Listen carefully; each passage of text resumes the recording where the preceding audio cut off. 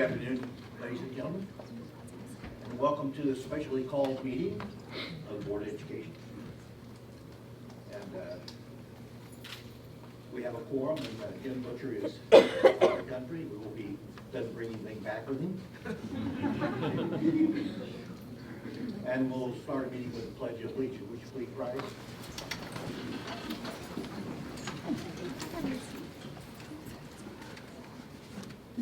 I pledge allegiance to the flag of the United States of America and to the republic for which it stands, one nation, under God, indivisible, with liberty and justice for all.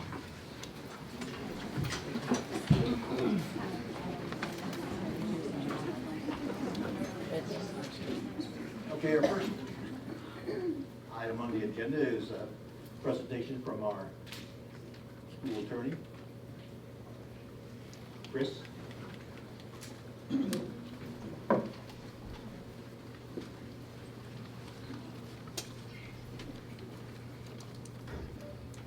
Does this work? Yes, it Does does. it not? Okay. Before we start, what I'm going to do is I'm going to approach the board, and I've got a proposed contract that I want to talk about with the board. I'll approach with copies. Just so the public is aware, obviously anything that's presented to the board will certainly be available for copies to the media and anybody else who wants one after the meeting.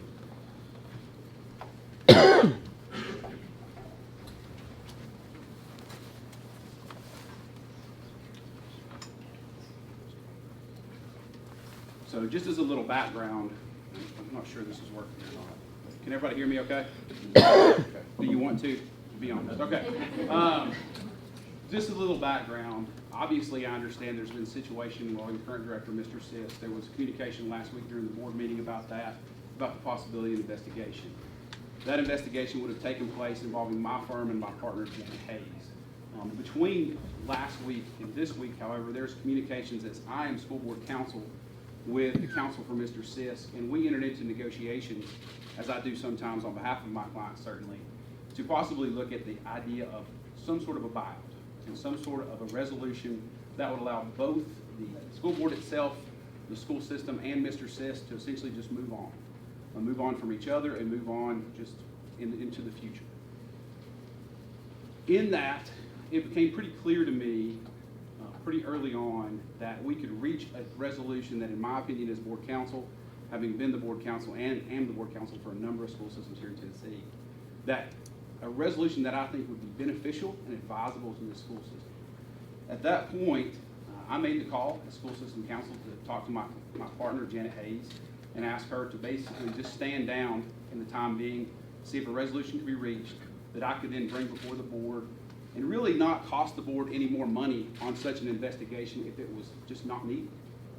That's what we did, and as of the 19th, Mr. Sis signed this severance agreement indicating that he would be open to it. Obviously, it has not been signed by the board and it has not been approved by the board at all. The reason for that is because the board would have to deliberate it as it will tonight in an open setting and before me, and I'm bringing it to the board to hopefully ask you to do that. There's a few reasons I'm going to ask you to do it. I'll go into those, and then I'm also going to go to the basic terms. I'm not going to go through all of them because people probably have lives, but I do want to go through the big ones. Why am I proposing it, and why do I think as board counsel you should do it? I really break that down to two things. One is economic.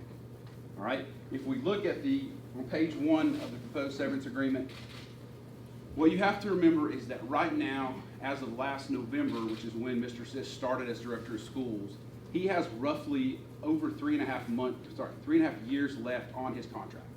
All right, that is a long contract. That is a lot of exposure. That's the word we use in the legal world. You can't just terminate a contract willy-nilly. You have to have evidence. You have to look at all kinds of things. And honestly, even if you do move to terminate a contract, I will tell everybody in this room, that's why lawyers exist, is to fight about those things. All right? So what I knew is that the moment we even looked at doing that, and I'm not even prepared to say that was a good idea because the investigation was not complete. But even if the board would have looked at that, and that's what I look at when I look at worst case scenarios, what I knew was that would be a long, nasty piece of litigation that would involve not just the fees and the expense to this school system for the investigation itself, but also assuming worst case scenario, we wound up in litigation with the director and his counsel, litigation and the expense of that for maybe a long time to come. When you're looking at that, you're looking at costs easily well into the six figures, I think multiple six figures. Okay, because you're looking at a contract value over 3.5 years. That top end value is well over $500,000. People fight about things like that. Okay, people go into lots of litigation about when things are worth that kind of money. So when I know I can come to you tonight and propose to this board that Mr. Sisk has said to me and signed this agreement indicating he would accept 6 months of his base salary plus the equivalent of a 17-day buyout for unused leave, then that comes out to $76,327 in gross wages. I also need to make sure the board knows in the contract it's very clear that would be minus standard deductions. So in terms of take-home money, that's just the gross, not the net. Obviously, things would be deducted like Social Security, FICA, etc., taxes. It's going to come out somewhere between, and I'm not a tax person, somewhere in the $50,000 range, maybe mid-50s, as to what Mr. Sisk will actually take home. Again, when I look at the economic value of what it would cost this school board to litigate a contract like that, I can assure you it is a whole lot more than $76,000 in gross wages. And when I say that, I mean, I don't hesitate to tell you that's 1/3 what it would probably cost just to litigate it. On top of that, we also have the economic reality of the time being of the school year. All right, I know, having done this for a number of years on behalf of a number of school systems, that if we're talking in reality, it's going to be very difficult, if not unadvisable, for this school system to try to pick a new director as we approach basically March of this school year. We're nearing the end of this school year. Kind of knowing that when I was negotiating it, what I'm also assuming is this could possibly be budget neutral or somewhere close to budget neutral if a new director is not picked until sometime maybe even in the summer. Because during that time period, obviously, you're not having to pay the director his or herself. So again, there's just ways in which the numbers, to me, as someone who does this for a living, made a lot of sense, and certainly I think easily saved the school system money. And I'll tell you this without hesitation. When I work as a school system lawyer, every single dollar that I think about on behalf of my clients, I think, what can those be used for a better purpose? And I literally sometimes think about it in terms of teachers. And if I know it's going to cost this school system $100,000, $150,000, $200,000 just to litigate a case that it maybe could lose, then that's just the number of teachers to me that you're not getting to employ, and I don't think that's acceptable. So that's why I'm bringing it to you from an economic sense. The other, in reality, reason I'm bringing it to you is just from a practical sense. I'll tell you right now, nobody enjoys litigation other than lawyers. It's not fun. Anybody that says to do is lying to you. Okay? I mean, nobody enjoys depositions. It's very problematic. It's chaotic. It's very disruptive. You know, people are coming to school every day here in this central office to work and educate kids and take care of kids. I don't want them to have to be involved in a year, 2 years of litigation, depositions, possible trial. If that's just not necessary, and this school board can get that done and put this all behind them for a price that I think, again, is advisable. So just the practical reality of, again, just moving toward the future and not letting people continue to focus on something that is not children, because that's what's happening right now. So with that, I'll go through the terms. Again, I've already kind of talked about the first term, which is monetary consideration on page 1. Again, that total number and gross payout would be $76,327. Obviously, this comes with the release of all claims. That's pretty self-explanatory. Basically, that says what you would imagine it says, which is that by signing this, if the board approves it, Mr. Sisk is releasing any and all claims he would have against the board for breach of contract or anything else. The board is also releasing him. Covenant not to sue, also pretty standard. In signing this, and I do want to be clear about this, if you look at page 2, paragraph 7, a non-admissions clause is also fairly standard, but it's important. And what that basically says is by signing an agreement like this, what the parties would be doing is agreeing that they're coming to a compromise and a compromise only. We are not in any way, if the board approves this, saying that Mr. Sisk has done anything wrong or making any accusations. Again, we were very early on in the process. The investigation was at its infancy.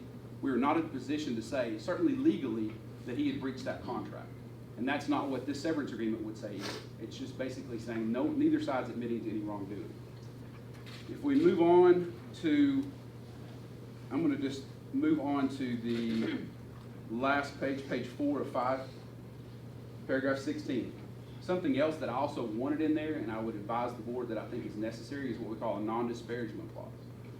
That's exactly what it sounds like. That is basically, the board signs this tonight, it's agreeing that it's moving on from Mr. Sisk as director of schools, but it's also moving on and going to the old adage of, if you don't have anything nice to say, don't say it at all. And that's gonna go to both sides. So if the board signs this, the board is agreeing that it's moving forward, not disparaging Mr. Sisk, not getting into Mr. Sisk at all, and just bygones be bygones. Mr. Sisk is agreeing to do the same. Again, it's a contract that looks toward the future, not the past. That's why I'm recommending it. At this point, I would open myself to any questions from the board or any concerns that you have.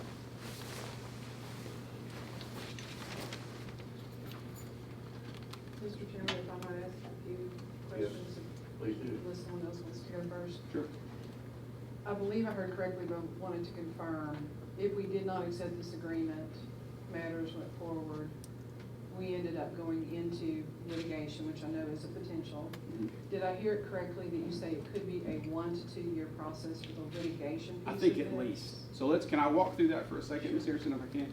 So under the contract, and this is typical for directors of schools in the state of Tennessee, you're not gonna find a director of schools that doesn't have a contract, okay?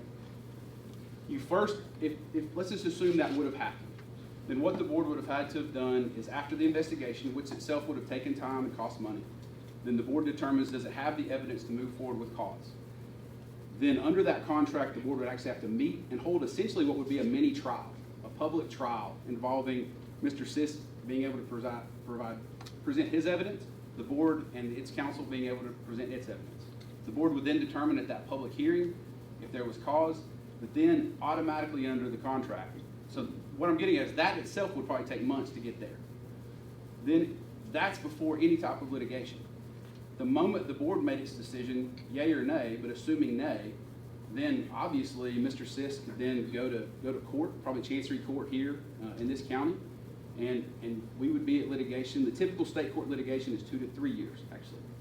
So it could be years from now, and I guarantee you it probably would be until this thing was finalized if we really wanted some sort of a trial. And the entire time, legal fees would be getting higher. And to follow up with that, if I might, at the end of the day, we could lose. Correct. Is that correct? Mhm. So to make sure, I'm trying to look at the economics of it, potential risk. So if we were to lose at that point in the future, after expending, sounds like 6 figures in attorney's fees, then we would be responsible for the remainder of this contract of 3 years and 8 months. Correct. So doing the rough math on salary alone, that's roughly $480,000. Correct. And then on top of that, potentially would be cost of benefits, retirement, insurance. Would it also be possible for any type of compensatory damages outside of the breach of contract damages? It's possible because the other thing I'm glad you brought that up. The other thing that this release does is it eliminates the risk of any sort of claims beyond the contract. Any type of claims that an employee can make in any time in this country, under federal law, under state law. I could go into all different types if there are, but I'll just say there's a lot. So obviously, if they were to try to make that kind of claim, that could increase the exposure as well. I want to hit on something you said, which I think is important. I know a lot of people always joke about lawyers being liars, and I try not to be one of those, but I'll say this right now. If any lawyer that's ever handled a trial, and I've handled a lot, tells you they're for sure going to win a trial, they're lying. So I could never have come before this board and told you you're 100% going to win this if it goes to litigation, which is also playing into my mind here. That I know not only could you be out hundreds of thousands of dollars in legal fees over years of time, but you could also lose. And like you said, that's well over $500,000 in exposure if you did. Thank you. Do you have any more questions? I don't. Any questions? I don't have a question, I just got a statement. I mean, I appreciate your work you've done with, with negotiations and everything. Thank you. And I like the point that you brought up about how, with the timing of this all, that it's going to be almost budget neutral, and I think that's important. With this buyout and everything, so that's pretty much, I think it's very important to me, as far as being on this board. I want to touch base back on the, possibly, I know it's just a good guess. Sure. But just so everyone in this room can clearly know, had we gone into a litigation procedure, a good guess of what that figure could look like. Assuming that you would also roll into that the cost of the investigation, which I think you would have had to have done to see if there was even the proof to move forward with cause, I think easily $100,000 to $150,000. And I think probably, I would almost bet it would be $150,000 would be a good number. And then had we gone through litigation and possibly lost a couple of years, maybe $600,000-700,000? Oh, absolutely, yeah, absolutely. I mean, and you're talking about, again, the exposure. One thing I think Ms. Harrison said that I think I want people to make sure they understand is if you go into a piece of employment litigation, you're not only, the court would not only be looking at the value of what I call the baseline salary, right? We know what his baseline salary is under that contract, it's $135. The court would also calculate value of the benefits over that time, retirement contributions over that time, car allowance over that time. And all those things add up when you multiply them over 3.5 years. All right, any other questions for Chris McCarty? Thank you, Chris. Thank you, sir. Mr. Chairman, I move to accept the resignation of Tom Sisk, effective as of February 25th, 2020, and enter into the severance agreement dated February 25th, 2020, and signed by Tom Sisk on February 19th, 2020. We have a motion, do we have a second? I'll second. All right, for discussion. Mr. Chairman, if I might. I support the acceptance of the resignation of Tom Sisk and the entry into this agreement that he signed last Thursday. I support this action for basically two reasons. First and foremost, I want our district to move forward. I have seen the impact of investigations and litigation on our employees. It is emotional, it is draining, it takes their time. So above and beyond ending this with Mr. Sisk, I think it's important that we value the time of our employees and where their focus should be, as opposed to worrying about what could come tomorrow in any type of investigation or litigation moving forward. They weren't hired to be witnesses, they were hired to educate our students. And I think that's the first and foremost, the most important thing. I'm sorry if I get emotional.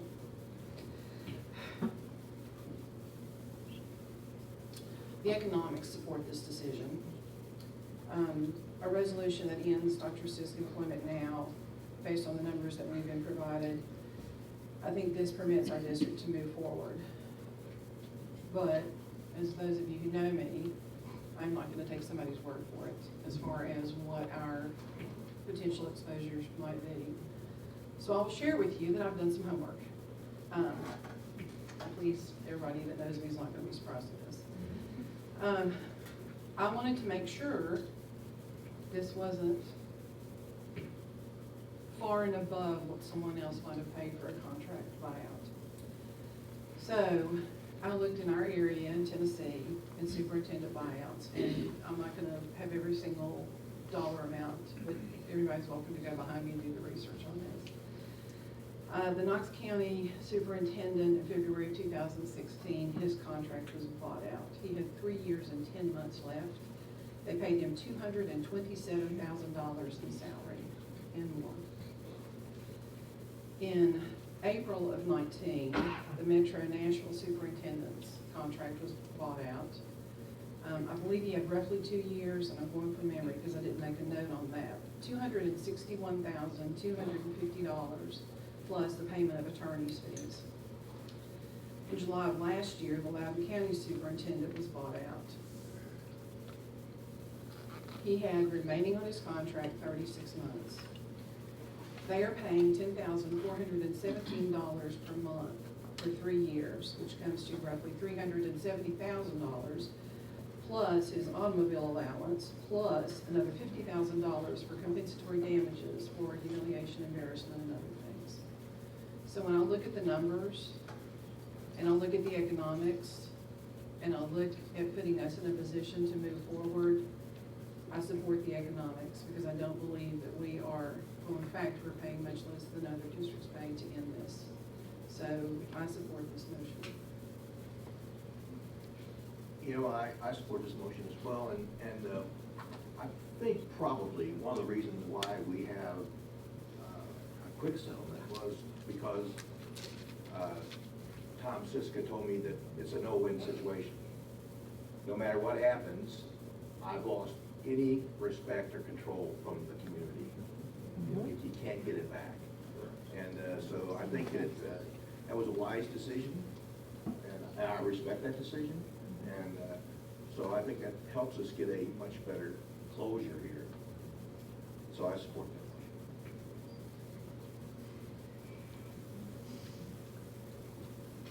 Anyone else? Any other? Okay, we'll call for the question. Okay, ready to vote? Chair Powell, Yes. Secretary Linkus, Yes. Ms. Harrison, Yes. Mr. Cuddy. Yes.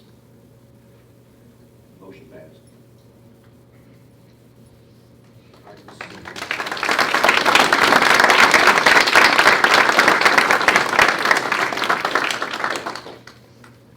then, because that motion passed, we'll move to subject B, discussion of possible appointment of an interim director of schools. So I guess I'll entertain a motion. Yeah, I would like to make a motion to appoint Dr. Annette Tudor as interim superintendent effective February 26, 2019. 2020. 2020. Second. Okay, we have a motion, a second. Discussion. Mr. Chairman, I'll just say I support this. Dr. Tudor has the support and the respect of our district.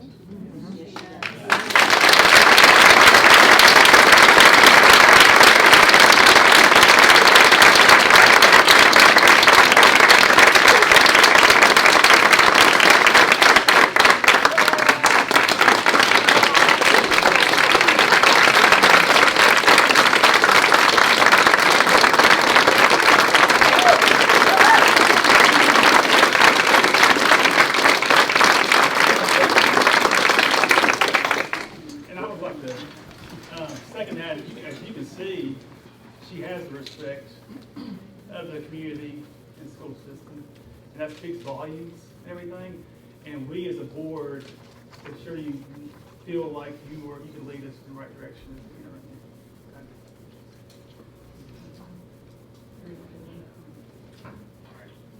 With all that accolades, will you take a pay cut?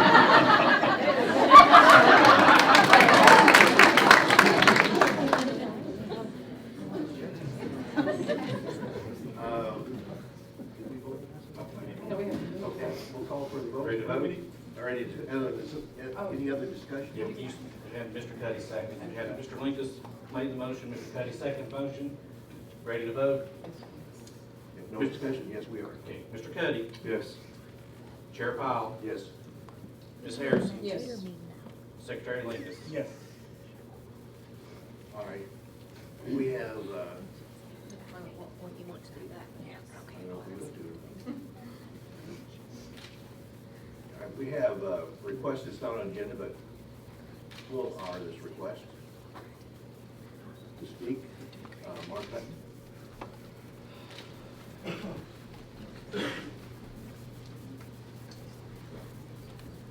Thank you all. I know that wasn't on the agenda. I saw the sign-up sheet out there, so I signed my name. So I appreciate you all letting me speak. And I do want to thank you as a board for moving quickly on this issue. It was January 30th was the day I made the initial phone call to you, Mr. Chairman, and to Mr. Butcher, and to Mr. Sisk, raising this concern. So I'm glad that we have got to this place so that our community can move forward, hopefully move forward healing. So thank you for what you've done. Some of you worked very hard. I want to be quick. I also want to be professional and polite. But I hear the word budget neutral. Due diligence is budget neutral. In essence, we're paying $76,000 from our school system. I'm frustrated about that because questions should have been asked, research should have been done on the front end. It wasn't done.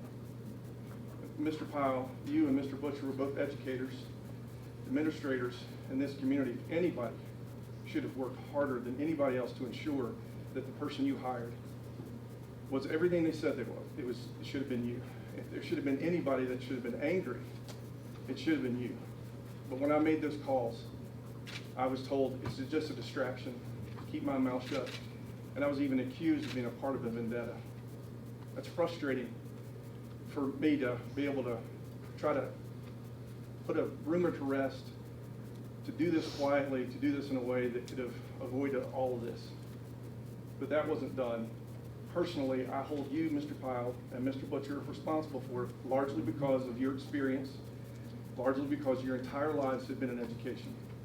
If anybody should have stood in there and made sure we had the right kind of person in that position, it should have been the two of you. And that's all I have to say. Thank you for your time.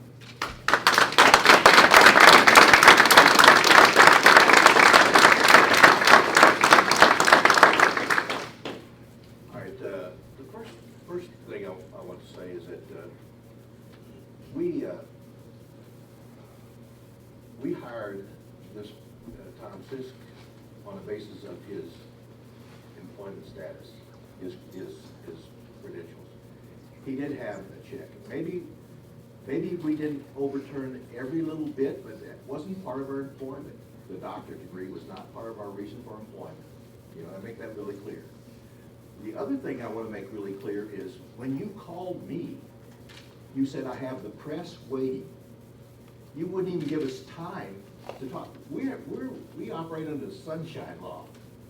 We can't just call a meeting and go and do it in private. Everything's public. And for us to turn around and do something in 1 or 2 days or a week is impossible. And you want to know that already. Okay. So nobody's trying to cover up anything. Never have. And I don't think we will. So you can have your thoughts, and that doesn't bother me at all, but I have mine as well. And I think I have the right kind of character. Any other comments? I do. Would you like to go first? Yeah, and we all have comments to make. And I'm a crybaby, so just deal with me. I'll be right there with you. Well, because I'm passionate. You know, I've spoken to a lot of y'all face to face. A lot of you teachers I've spoken to face to face. A lot of you principals I've spoken to face to face. In 2019, I decided to run for the school board for Bristol, Tennessee City Schools. I did this not out of aspirations to climb into politics, but to serve a school system that has done so much for myself and my family. My goals have and always will be to make decisions that will help our system, our students, our teachers, and our community. With that in mind, let me explain how we arrived at this current place, in my eyes. Before I even began my service on the school board, this system was faced with hiring a new superintendent. Being new to this arena of hiring a leader for our system, I was relieved that as a board, we sought out an educational consulting firm with the expertise to seek out and vet qualified candidates to fill this position. As I prepared for interviews with candidates, I listened to not only my fellow board members, some who had many years of experience in the educational system, but also teachers, students, community members who expressed needs that needed to be considered in hiring a new leader. I can't tell you the amount of people that I spoke to every day at the National Guard Armory when I was the only one running for the school board who was there every day during early voting, speaking and talking with people. I went door to door during the campaign, listening to people. And when people told me if it ever comes to fruition that a new superintendent has to be hired, a new director of schools has to be hired, this is what we want. This is what we expect. This is what we really want to look at.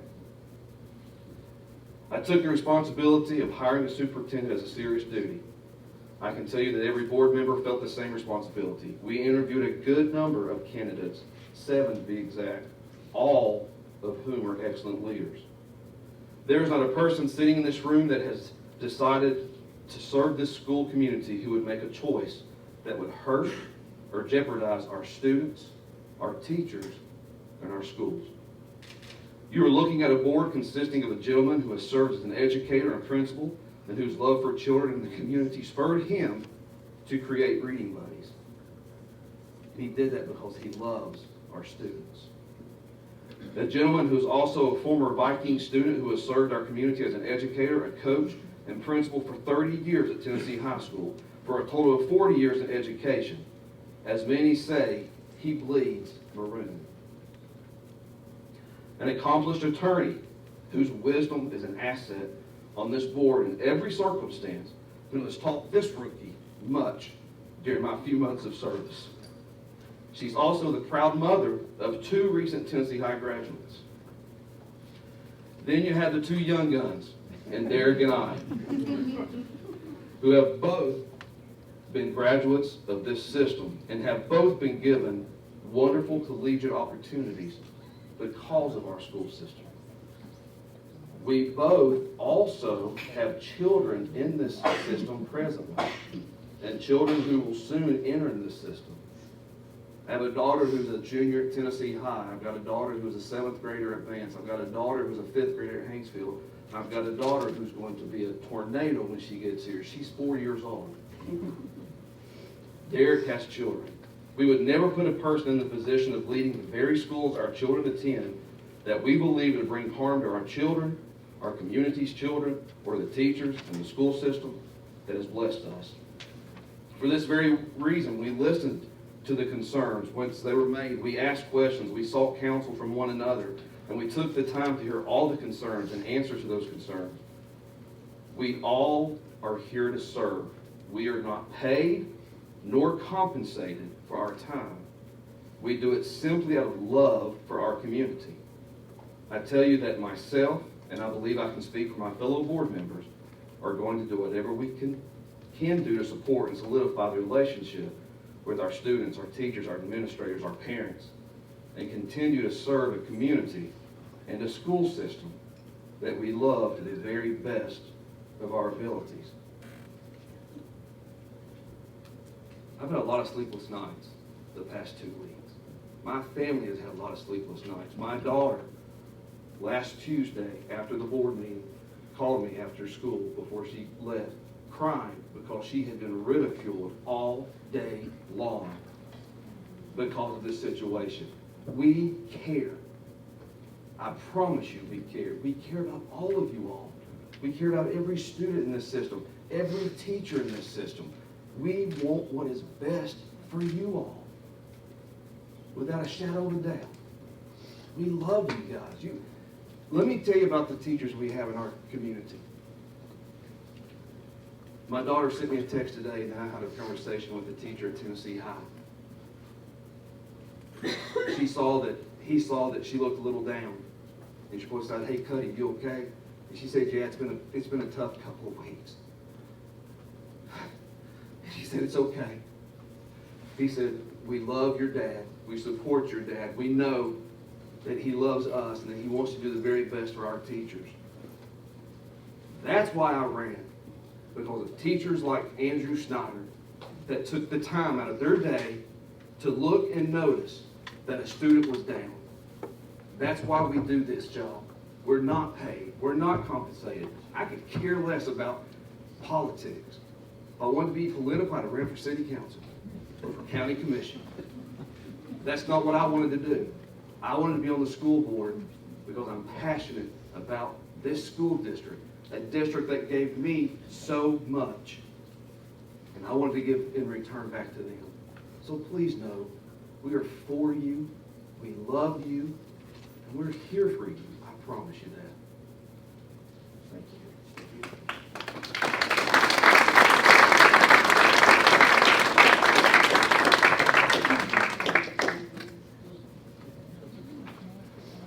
I'll go ahead. I'm going to speak on behalf of Jim Butcher.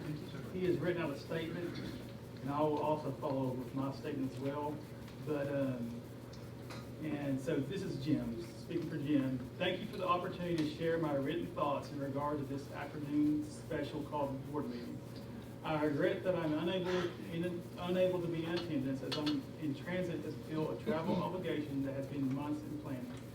I also regret that I'm unable to acknowledge my respect for the many people who have reached out to the board collectively and to me personally to voice their admiration for and commitment to our school system by expressing their heartfelt concerns. The city of Bristol, Tennessee is passionate about its public schools. Legitimate questioning and challenging of the circumstances that brought us to this moment are, to my way of thinking, expressions of that passion and love. I further regret that I am not present to stand in support of my school board, who has listened and responded to a difficult issue in what I believe is a very thoughtful, informed, and professional manner. Conversely, I am thankful that we Bristolians have a school system chock full of professionals and staff who can be counted upon to provide quality educational experiences for our students, even in the absence of a full-time director. I am very thankful that our school system has withstood the test of time and earned a well-deserved reputation for excellence in academics and extracurriculars. I am confident that the Bristol City, Tennessee City School System continues to be positioned to attract not only qualified but quality candidates as we start to search for the right fit with our next director of schools. Finally, in closing, after having personally spoken to Mr. McCarty, I'm in favor of accepting our council's recommendations as to the terms needed to terminate our contractual relationship with Mr. Tom Sisk. And that's Jim Butcher's statement. I also want to make a statement as well. And as we move forward with our eyes to the future, I do want to take a moment and discuss the past. I love this school system. I love to see our students succeed at school and in life. And I love this community. It was that love that led me to run for the school board, and it is that love that keeps me dedicated to this school system. With that dedication in mind, I know that other board members and I took the process of hiring a director of schools seriously. We even hired a specialist, Wayne Qualls, to help us find and vet qualified candidates. Though I will agree that the ultimate responsibility for choosing a director of schools falls on this Board of Education, I must also note my disappointment with Mr. Qualls. We hired a professional to verify credentials and standing, and now I question whether that job was ever done. I want the community to know that during this difficult time that I listened to each concern that was brought to my attention. Each of these concerns I took with the utmost importance. One observation I noticed from all of this is that our community cares deeply. I love to see that passion and love for our school system from so many. Our community values integrity, and I can assure you that my fellow board members and I see integrity as an essential piece. Integrity is what our school system is built on and why it thrives. At the end of the day, though, I hope our school system and our community can quickly put all this behind us. We must get back to focusing on what really matters to this Board of Education, the students and staff of Bristol City Schools. We have amazing administrators, principals, and educators who need our support and who need this board to get back to work finding a new director of schools. We have another chance to get this right, and I'll make every effort to ensure that happens. Thank you.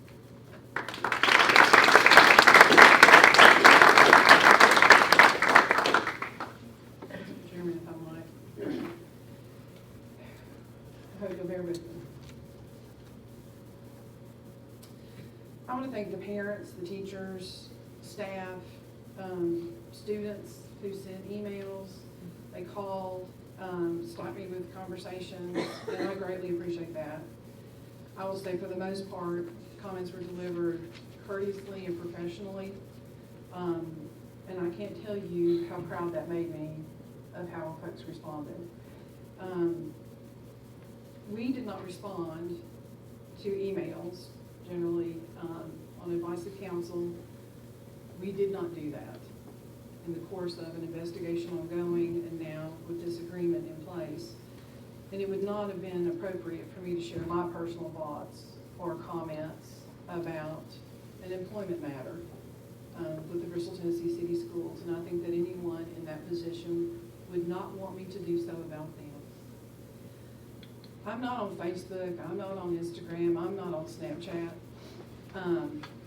So I haven't seen everything that's been posted out there, but I've had some phone calls. Did you see? Did you read? No, I don't know anything about that. But some things were shared with me. And it was interesting to me, some of the theories that were being woven out of snippets here and snippets there, and facts weren't relevant in some situations. I'm not going to address each inaccuracy or omission of fact. That's futile. We need to move forward. We need to do what we think is best for our students. What I hope we will do is move forward as quickly, as professionally, as legally possible for what our district needs. During this process, I have not, and to my knowledge, none of the other board members have sought to disregard proper procedures in dealing with this personnel matter. There have been calls for immediate termination, public updates, official responses, changes to meeting protocol. This would not have served our district well. Inappropriate demands should not be met with inappropriate action. Because we followed the rules and procedures, we complied with state and federal law, we're in a position to move forward quickly. And I think that's what we need right now. I feel compelled to make a statement about our community because we have some open positions in our district, not just the superintendent, but we have other major positions, and we have folks who are going to retire, and those positions are going to have to be filled too. Give you background on why I'm saying this. My family moved to Bristol when I was 6 months old. I am not a native Bristolian. I will not claim that because it's very important to some people. My mother taught first grade for 32 years, 6 in the city of Memphis and 26 here in Bristol. She started out the old Holston Night School up on the hill, and then went to Holston View and teach first grade. So I have firsthand knowledge of how the teaching profession has changed over the decades. My mother's long retired and not with us anymore, but I saw the change in the teaching profession from being an educator to becoming an educator and a social services worker, and at times a provider of health care because you're giving medicine. And sometimes you buy clothes for kids, and you buy shoes, and you pay with your own money for school supplies. And that still happens today. Now, PTAs are great, and they fill a really good void, but I know we have teachers and staff that are paying out of their own pocket to help our kids. And I thought about this last night, so I'm going to share it real quick. My mother told me a story about how one of her students swallowed a dime, and the parent wrote a note asking her to please check to see if she might find that dime. She declined that opportunity to examine that. And teachers in the room will laugh at that because you have had that or worse. And parents who haven't seen that are going to go, oh my word. But that's what our teachers have to deal with every day. It's not changed. I think it's become more demanding because of what's been put on y'all. I went to Rosemont Elementary and went to the old Fairmount, not the new one. I won't, yeah. Vance when it was junior high, not the middle school, and then to Tennessee High School. And as Eric mentioned, my kids went to Holston View and they went to Vance and then Tennessee High School. Now, of course, they graduated. But I share this with you because we may have folks come into our district who aren't from Bristol, but their skills and their knowledge and their experience, I think, could help us or they wouldn't be hired. So to those folks, I want to say, I'm not going to say you're not from Bristol, you have to prove yourself to me. I have seen it time and time again when folks in our Bristol community have stepped up. They don't know that there's a need, they don't really know who they're helping, but they have stepped up and they have filled in when there is a need. They don't care if you've been here 6 months, and they don't care if you've been here 60 years or if you're a native Bristolian. That's the Bristol I grew up in. That's the Bristol my kids were raised in. Folks have a warm smile. They have a caring heart. They want to do what's best for our community. And anybody who's going to work with them to create a safe environment that's conducive to learning, I don't care if you're from Kalamazoo, I don't care if you're Juneau or you're Bristol. You come to this school district, I'm going to step up and work with you arm in arm. And I know the people that I care about and respect and know in this district are going to do the exact same thing. They aren't going to care where you're from. So I just wanted to convey that point because I think it's really important with all the hirings that we're going to have coming up.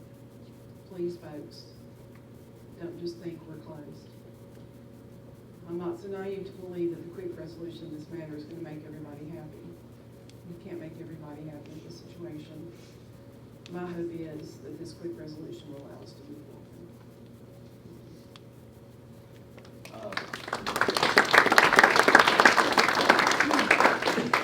Before we close, the past is gone, and now it's time to look beyond today to the future. And we are blessed to have an administrative team who is ready to continue the excellence we expect in Bristol. Thank you. Meeting adjourned.